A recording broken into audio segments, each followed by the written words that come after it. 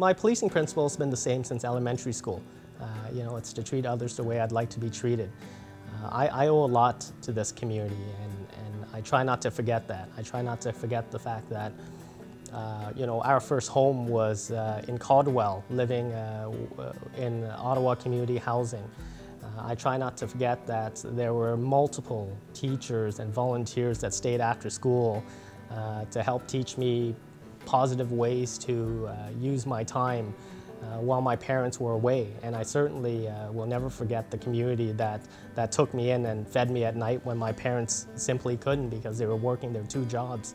So, my philosophy is to treat others the way I want to be treated, to give back to the community that I owe a tremendous amount to, and to be consistent in my delivery so that they know that this is who I am, this is who I've always been, and this is who I always will be.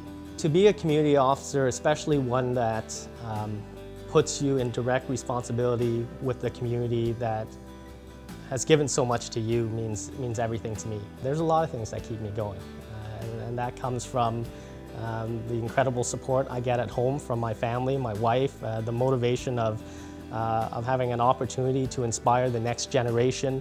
And when I come to work, I get to work with incredible police officers, inspired by incredible managers, and I think that's what keeps me going. I was one of these kids that maybe should have fallen through the cracks. As a child, I've seen some things that perhaps I shouldn't have seen as a young kid.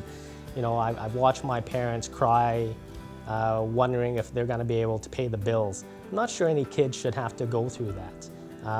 But if you can go through it, if you can go through it and come out and internalize that as a positive motivating factor for what you do, I think that turns you into something different. I think it gives you something extra.